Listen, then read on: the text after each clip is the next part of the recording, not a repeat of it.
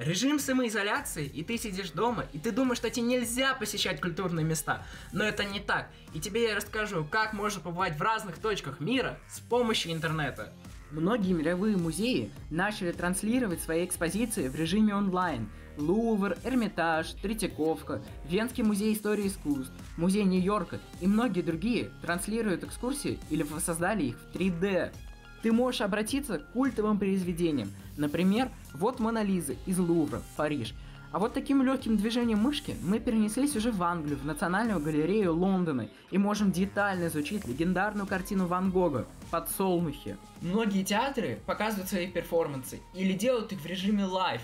Венская опера, Метрополитен опера и многие другие. Кстати, наши театры не отстают тоже. Все, что тебе нужно, это любое устройство с выходом в интернет. Откроем браузер, вводим сайт Museum, ищем тебе интересные музеи. Например, если тебе интересно милитари, делаешь подходящий фильтр, а если живопись, то просто ищи в галерее, а в моем случае это Третьяковка. Далее находим в интернете сайт музея или театра, тыкаем на вкладку «Запись» или «Трансляция» и наслаждаемся. Если ты в следующий раз подумаешь, что тебе нечем заняться, и будешь думать, поиграть в компьютерные игры или сходить в музей, то, конечно же, выбирай второй вариант. Тимур Закиуллин специально для Горы новостей.